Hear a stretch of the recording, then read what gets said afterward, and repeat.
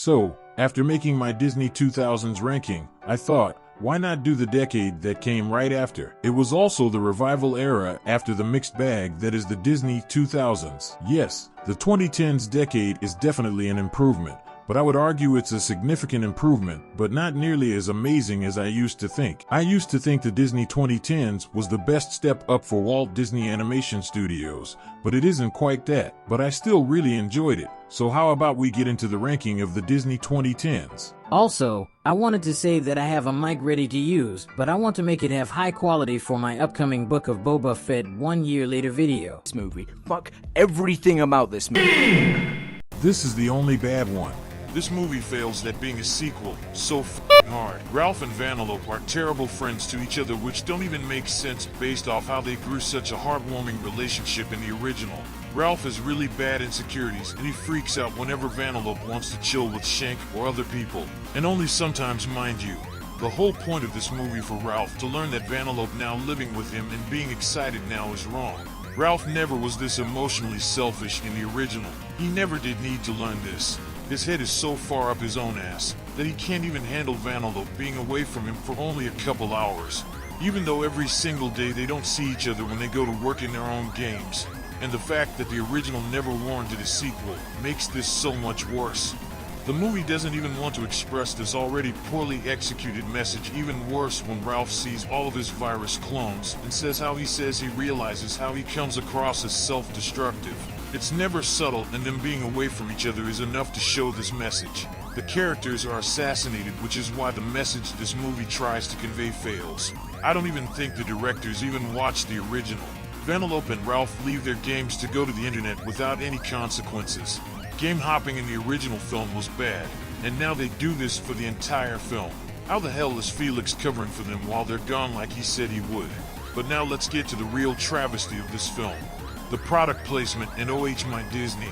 This movie is a one big dystopia product placement nightmare. There are so many products represented here and they just want you to buy them, and it doesn't convey that message well either. Every time there's a new product shown, it just reminds me how they utterly failed at making a movie that ruins the characters and is a corporate frat party. The time we're in Oh My Disney sucks. Most of it is not funny and nothing to gain here whatsoever. This movie is not boring, but it fails in so many ways that it's ridiculous.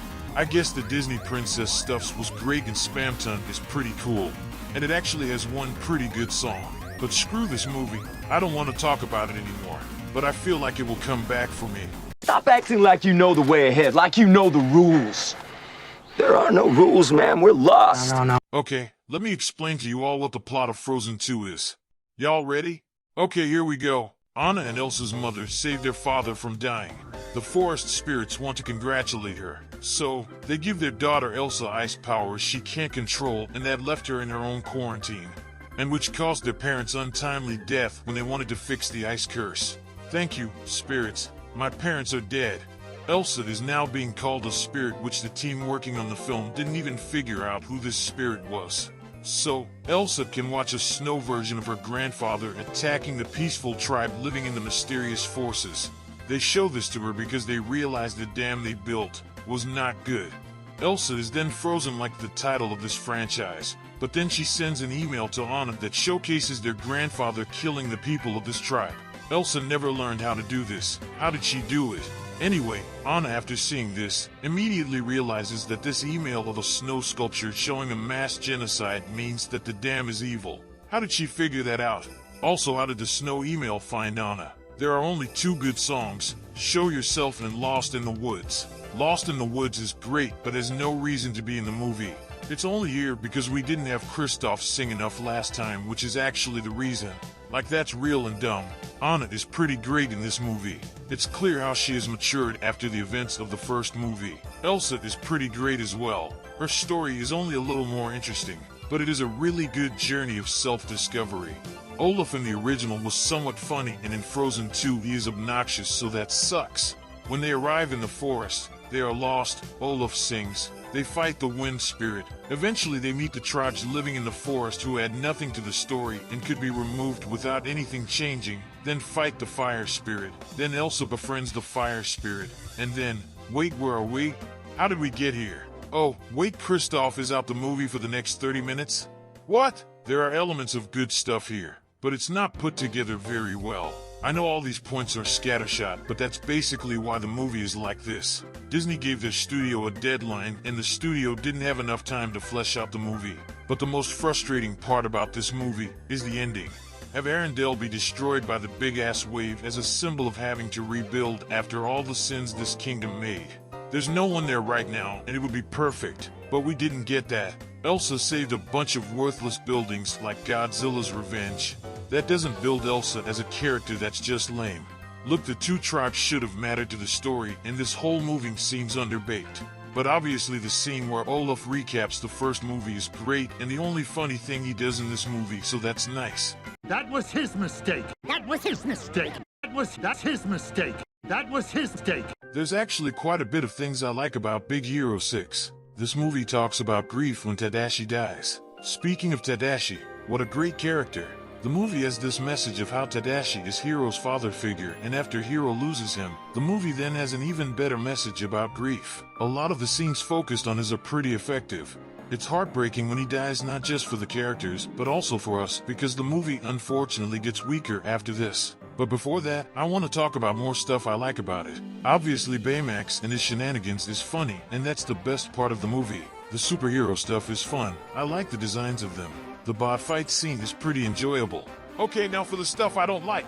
Professor Callahan is one of the worst Disney villains of all time. He never considers going into the portal to get her back, and it gets worse when you realize she's still alive. He rebuilds the portal, but not to get her back, but to suck up Kray's new building. Callahan is supposed to be pretty smart, but never does a single smart thing. Why the hell is he trying to kill his students? Why does he act like he cares about them, but then tries to kill them? He never acts like he ever cared about Tadashi, Hiro, or any of their friends. This is when they messed up the grieving message. Hiro's side of the message is him losing his brother, and it is effective because Hiro acts sad and depressed and has good writing. Callahan is not grieving. He's just killing people with no good reason.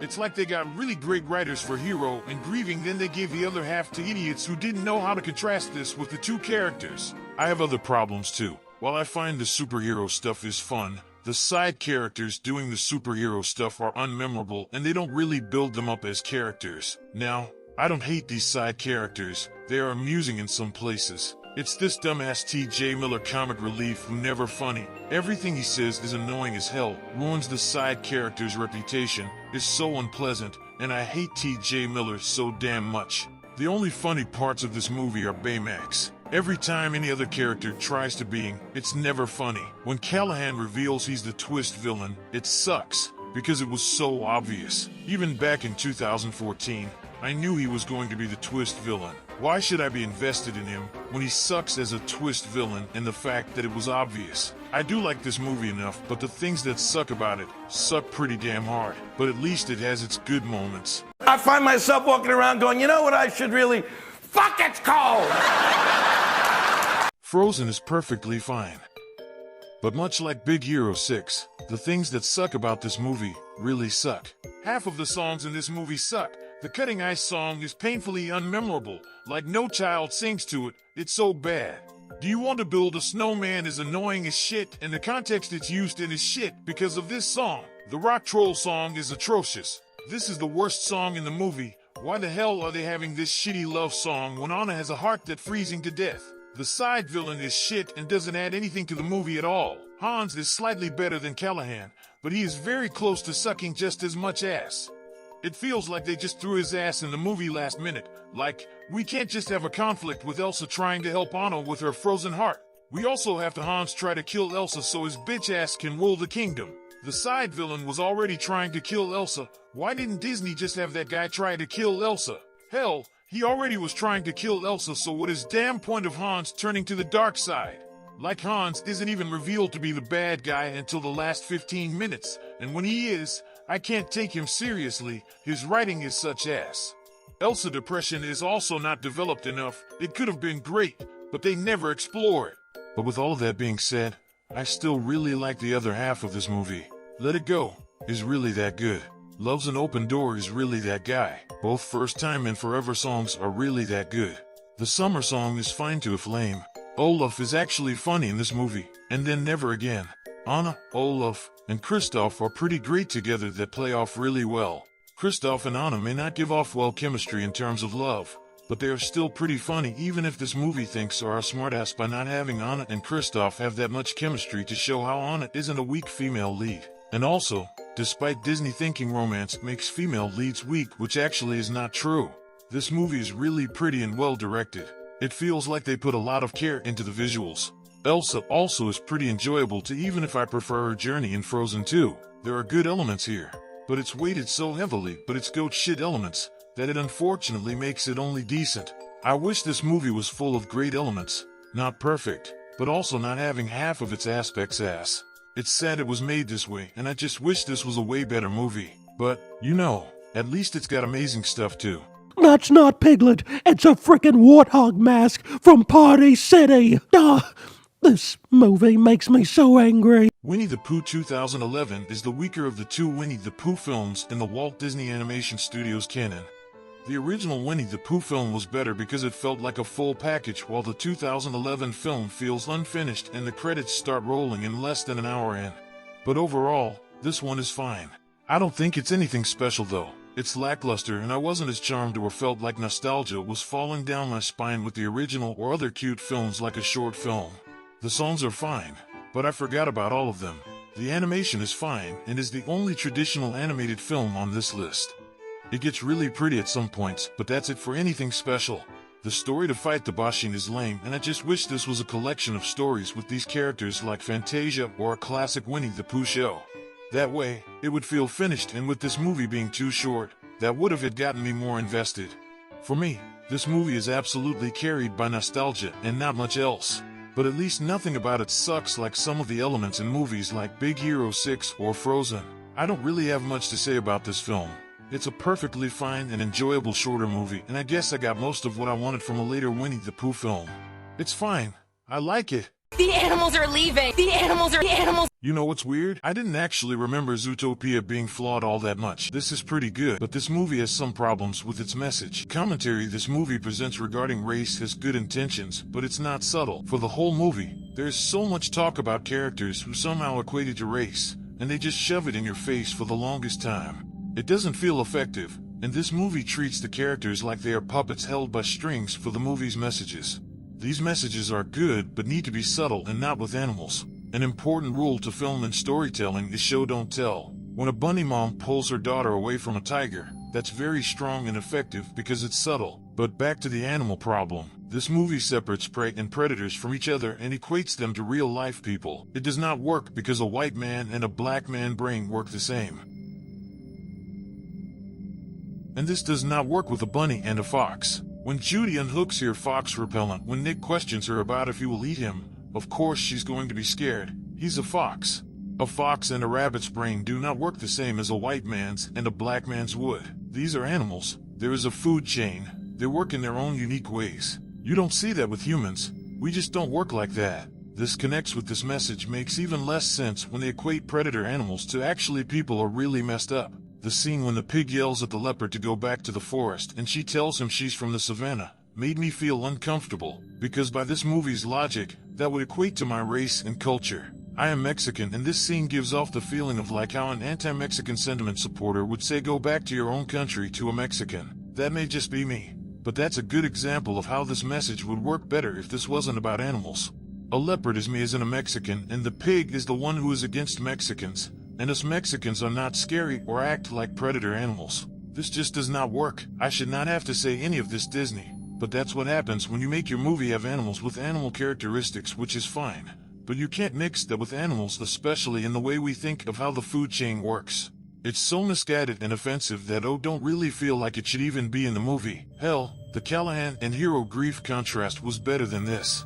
Also, the sheep twist villain sucks so much ass. It's obvious and she's revealed to be evil in the last 10 fucking minutes. Her motivation was understandable, but I don't even remember her name. She's not threatening, and she never makes a hint that she could be evil. She's just acting pretty much and talks nicely to everyone before she's revealed to be evil. There's no scene where she smiles to herself, which means she wants to cause race war in Zootopia, which makes the movie's message even worse. I hate the nudist colony scene. It's not funny and makes this message even worse because real-life people don't take off their clothes with each other in a big group like that. What the hell? Why is this ranked number 4 out of the 9 films here? Because Nick and Judy are really well written. They have great chemistry, play off of each other very well, and they are so much fun. There are so many scenes that are so much fun too. The Breaking Bad references, the Godfather references, the Arctic Shrews town chase scene, the Try Everything song sucks, but I love how Disney never references it in anything. The whole case is really enjoyable. This movie also doesn't try to make Judy and Nick have a romance with each other, which is great because that would make this movie weaker. The sloth scene is fun and Flash the Sloth is great.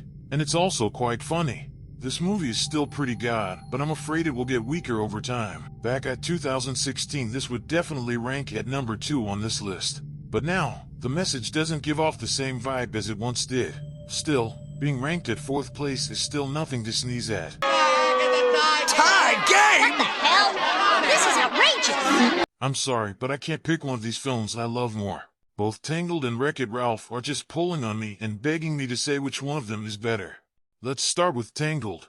Tangled is really easy to love and it tells a great romance story, Eugene and Rapunzel. It was the last romance-centric film they did, and I missed them a lot, but this one is amazing. Both Eugene and Rapunzel both play off of each other incredibly well, and on their own, they are so much fun. It does take a little too long for the journey to start. Mother Knows Best is all that great of a song, and the animation isn't as vibrant nor is as good looking when compared to some of the other 3D animated Disney movies. But I could not care less because this movie has so much fun stuff in it. All the songs range from good to amazing. I Got a Dream, the intro song, and the other songs are great. But do you see, the light is the best one. Rapunzel finally has her dream of seeing the lanterns for so long. After this, Rapunzel and Eugene hold hands and realize that they're each other's new dream. Amazing! There's other great stuff too. Maximus is probably the best fictional horse. He has zero chill, and every time he's on screen, it's a riot. I am jealous of how furious he can be. I wish I could ride an animal like that one day. This movie is a spectacular return to Disney's tradition of fairy tale-based movies. Princess and the Frog tried hard, but I'm glad Tangled didn't screw it up like that movie did. Tangled is great, man. Now for its competition on this ranking, WreckIt Ralph. Okay, let me get the stuff that isn't good about this movie really quick.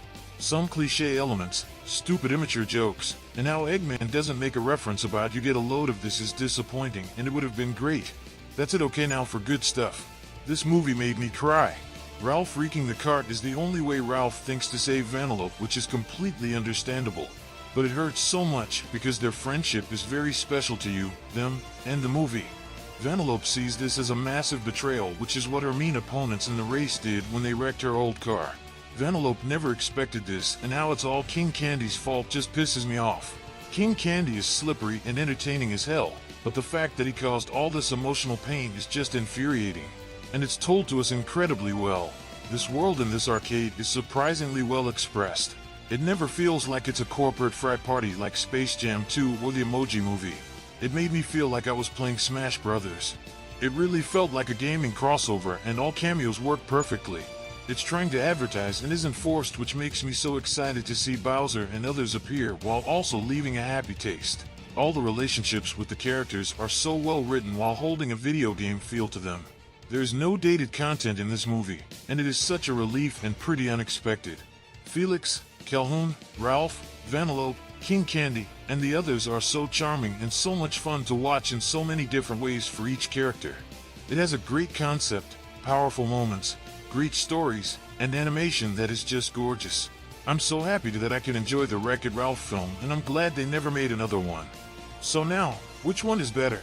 Tangled or WreckIt Ralph? Well, to think about it, WreckIt Ralph feels like I should like Ralph more, right? It's a very creative work of art, and you can tell the people who worked on it did their homework on video games. It's also very lovable and a great gaming crossover. It is the one I connect with more, and it would be really easy to give this one rank higher than Tangled.